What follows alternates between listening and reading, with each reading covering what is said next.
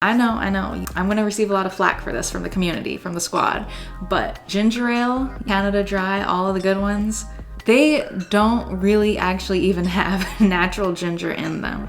So tell me why we've grown up thinking those were the cures for all your little stomach aches, everything, and they didn't even have ginger in it. We were right in the sense that ginger is good for you, especially if you have a stomach ache or you're just like not feeling well. Where we went wrong is relying on the ultra processed soda. Now don't get me wrong, it is really good, but we can do better.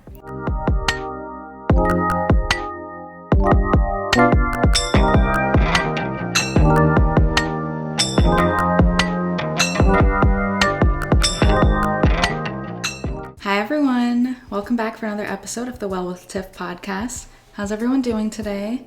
Take a minute, check in with yourself. My goal with these episodes is to share my own holistic journey in the hopes that I inspire some of you all to pursue your own journey as well. In this modern society that we're all living in, our bodies are constantly under attack, from the foods that we're eating, to the products that we're using, to the relatively small amount of movement we get in on a daily basis compared to years and years and years ago. Through mindset shifts and practical habit changes, as well as just simply focusing on what we eat and what we're fueling our bodies with, I believe that we all can live authentically and live holistic lifestyles.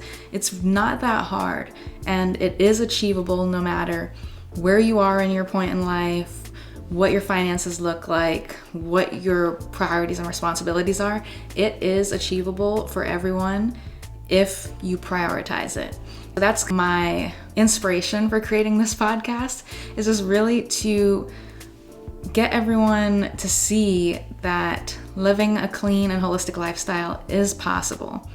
So if that sounds interesting to you, please feel free to subscribe, stick around for more, turn on your post notifications, because I've got plenty of things to share on this topic, and I want you all to thrive. I want you all to live authentic and honest lifestyles, and I want to build a community around that. So stick around for more. With that out of the way, let's go ahead and get into today's episode. This is the 4th episode in my Transform Your Gut Health series, where I'm giving you guys the tools and the information you need to take control of your gut health. So here's my thing. Eating whole foods and eating healthy, quote unquote, shouldn't be seen as a chore. It shouldn't be seen as boring. It shouldn't be seen as a diet, which most people seem to think that it is. In my opinion, it should just be the way that we're all living. And granted, I am coming from a place of, I used to eat a lot of processed foods. I used to order food for delivery a lot without thinking twice about it. But now that I have gone consistently for a few years of eating whole foods, focusing on my diet, cleaning it up, focusing on giving my body what it needs and the nutrients that it actually wants, I've seen a dramatic change in how my body feels, how much it has improved in different functions and in my workouts and in my day-to-day. I have seen a major change in that. On top of that, I've also seen that it isn't hard at all to go out and find the things that your body actually needs. Let me walk that back, but it is hard to find whole foods and make it work because, yes, it is cheaper to go and get the processed foods. It is more convenient to just order out. But when you actually take the steps to cook your meal or just be a little bit more thoughtful with the foods that you're purchasing, it does go a long way. Think about it. Do you want to put in a little bit more effort now or really struggle later on in life? When you put that into context, it really does make you think twice about the decisions you're making today.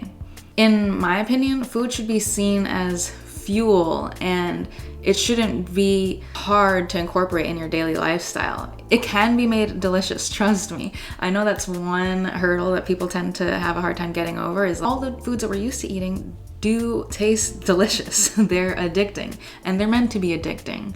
But when you switch to eating whole ingredients, making your meals from scratch, it can be hard in the beginning to really make them taste as good as the foods you were used to eating.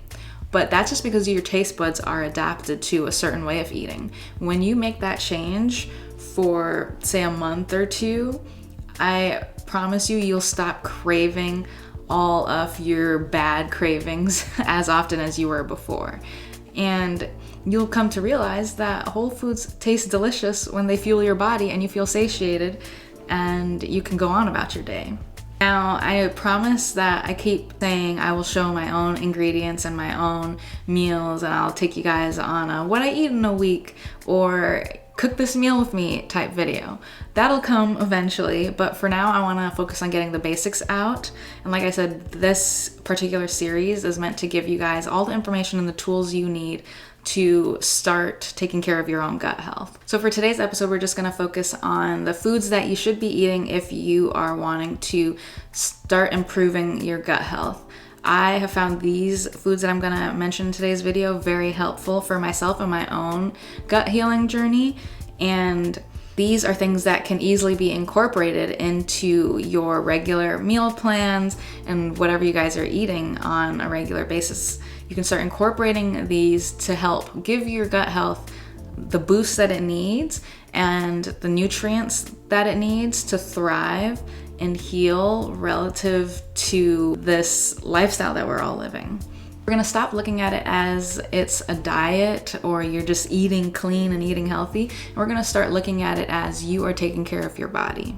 Remember, your gut is your second brain. Feed it right and it'll thrive. So I have 5 foods that we're going to talk through today, and the first 2 types of foods, I'm going to talk about them together because they are equally important in taking care of your gut health. So the first one is fermented foods. So that's foods like kimchi, sauerkraut, yogurt, kefir. A lot of different cultures have different types of fermented foods, different ways of making them. And so you can look into those and figure out which one fits your palate the most, which one you enjoy eating, and then go from there. Yogurt, everybody eats yogurt all the time, but it's important to focus on getting it without all the added flavors, added sugars. Try to get it unsweetened and as close as possible to simple ingredients as you can that you enjoy eating, because that's going to give you the most benefits without the negatives of added sugar or added in flavors and different chemicals to make it taste good. So keep it simple. I also really like miso paste. That's really good for making soup sometimes. I love incorporating that. Sauerkraut is one other type of fermented food that I am getting used to. I do enjoy it sometimes with certain foods. I tend to like it with ground beef usually, but I know a lot of people tend to eat it very regularly throughout their meals in the day. I am just working up to the taste. The important thing about fermented foods is that it includes a lot of probiotics that are good for your microbiome and can help feed and can help populate the good gut bacteria in your body. So alongside that, the other food item that I was going to mention is prebiotic foods. So foods that are rich in fiber, foods that are rich in the nutrients that the microbiome in your body thrives on. And so that's going to be food that has a high amount of fiber, for example. My personal favorite right now is edamame, because edamame has a lot of fiber and it has a lot of protein. So if y'all are the type of people that really want to make sure you're getting your protein in, that is a cheat code vegetable that is going to get you both things at once, and it's really simple and easy to incorporate in your meals. Other things with fiber are chia seeds, flax seeds, lots of different vegetables and fruits. Fruits with the skin on tend to have a lot of fiber in them. So just eating whole foods is going to help you achieve the amount of fiber that you're supposed to eat. And on top of that, all of the good nutrients that are coming from these whole foods is going to feed all the good gut bacteria in your body and help them thrive. And so you can see why the probiotic foods and the prebiotic foods are really important, because they're both, one, populating your body with good gut bacteria, and then 2, fueling them with the nutrients they need to thrive. So that's really important. My third favorite food item to incorporate for improving your gut health is bone broth. Now, I've talked about this in previous episodes, but I love bone broth. I typically get it from Trader Joe's just because I like the taste of their bone broth. And also, I'm pretty sure it's like $1, maybe 99 cents. I don't know. It's somewhere around there where I'm like, this is insane. Let me stock up. And I will incorporate bone broth in soups. That's a really easy way to incorporate bone broth. And I will also try to incorporate it in chili bowls. It's very easy to incorporate with dishes that have sauces or have some sort of liquid component to them. Now, I do know people will recommend that you drink it almost like tea. I just personally don't like savory drinks, so that hasn't been something that's easy to incorporate for me.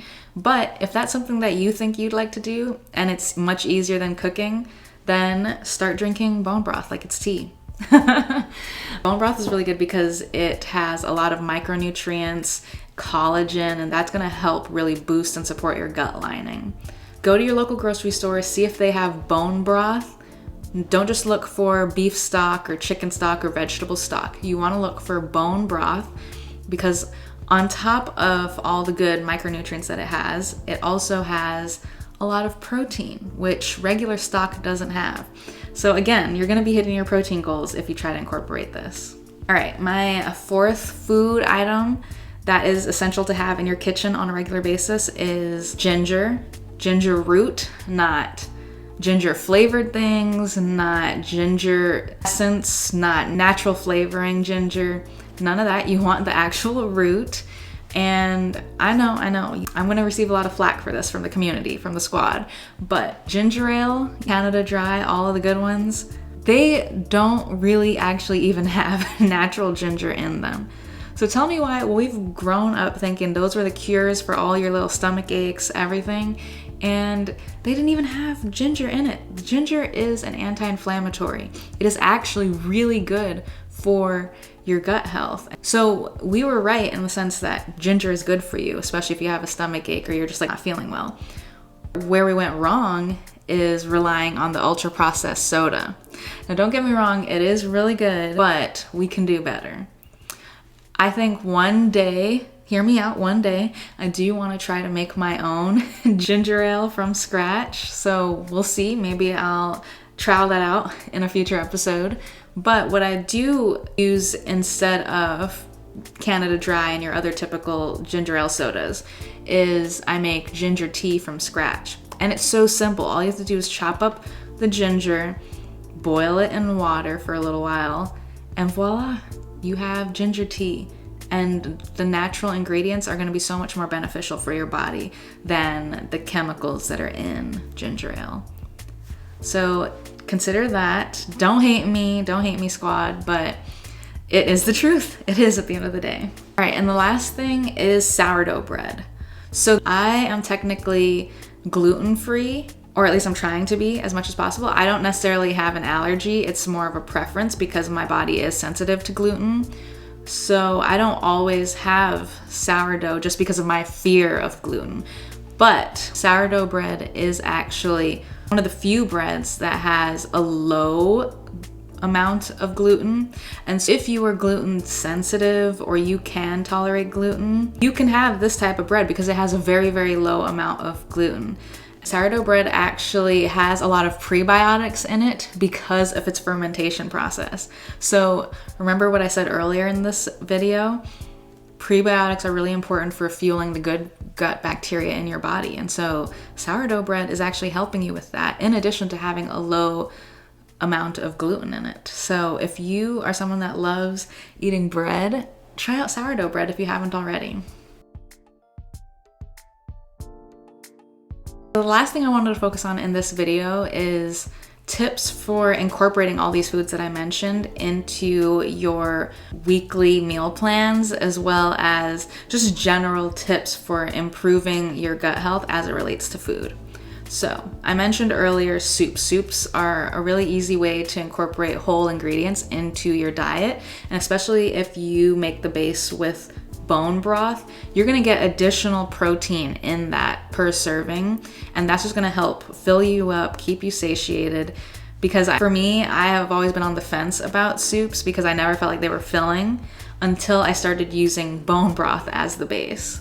So with soups, you can put in your favorite vegetables, you can put your favorite protein in there. I personally like to make soups with chicken thighs, for example. Just dice them up, season them, cook it, and then you make your soup with the bone broth and additional vegetables. If you are gluten-free and you don't want to include regular noodles, one noodle brand that I do like is Banza chickpea-based noodles. I found those to be pretty good, and again, those are loaded with protein. Y'all, I got you with the protein. Trust me. So that's a good way to put together a very nutritious and filling soup. Who would have thought? Soups are great. I also really like to make smoothies. Smoothies are a great way to load up on your fiber because you can mix in your favorite fruits, your favorite nut butter. You can mix in the chia seeds, the flax seeds, protein powder, and you can get a really filling smoothie just by being a little bit more thoughtful about the ingredients that you're using. Context on the prebiotic and probiotic foods, now that I'm thinking about it, is if you haven't been someone that gets a lot of those in on a regular basis, do not just jump in and start eating those, scooping it up, filling your plate, pouring in all the chia seeds into your smoothie. You're gonna wanna take it slowly and try with a little baby scoop of both prebiotic and probiotic foods. Take it slowly, do a little bit, see how your body reacts after a day of having one small sample size, and then as you go on, try that out for a few days, and if you see that your body feels fine, it feels great even, then you can start adding a little bit more and building up your tolerance to the normal serving size.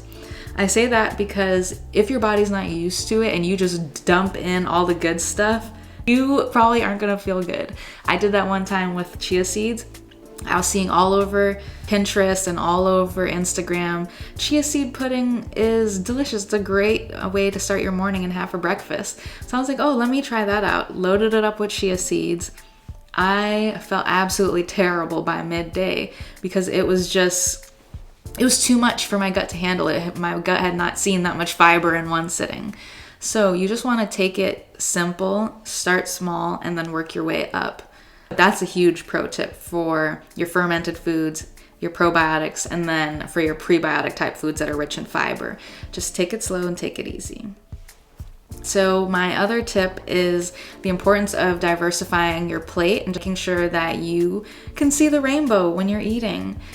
Include the sweet potatoes, include the carrots, include leafy greens. Eat your eggs. Don't be afraid of the eggs. Make your plate look inviting and exciting to eat, and you will find that you start enjoying foods more because your plate just looks delicious. And not only does it look delicious, but by diversifying your plate and making sure you are hitting all the major components, your healthy fats, your protein, your complex carbs, etc. By doing that, you're making sure your body has a well-rounded meal that'll fuel it and keep it satiated throughout the day. Another thing I want to add related to that is not to be afraid to be creative with your whole foods. I mean, the food industry is being as creative as they possibly can be by making sure you stay hooked on all of their processed foods. So why can't you put that much energy into cooking a delicious meal that you're actually going to enjoy? Figure out what spices you like. Figure out what different whole foods you really enjoy and stick with those. Use that to help you get into clean eating and get excited about it. Last thing that I'm going to harp on in this episode is please, as you're on this journey of improving your gut health, try to limit the processed foods and try to limit stuff that has added sugar in it, because the sugar and the processed chemicals and different fake ingredients are just gonna feed the bad bacteria in your microbiome, and then it's just gonna continue to keep your gut health in that cycle of being unhealthy, being poor, not functioning at its optimal capacity. And so you want to make sure to limit that as much as possible, because those ingredients are not doing your body any good. And when you start focusing on the whole ingredients, on the simple foods, the simple meals, you will realize that you stop feeling so tired. You feel like you have more energy.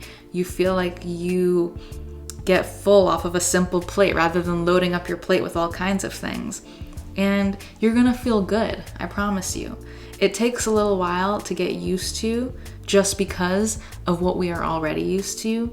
But once you get over that initial phase, you will start to enjoy it, and you will start seeing the world in a whole new light. I promise you that. So with that, I am going to go ahead and close out this episode here. Those are all of my best food and ingredients for improving your gut health, as well as tips for incorporating and transitioning into that lifestyle of simple and clean ingredients. I hope you guys enjoyed. If you think I missed anything, or you have a few different favorite foods that you want to share with everyone, please comment below so we can all learn from each other. All right, I will see you guys in the next video. Bye.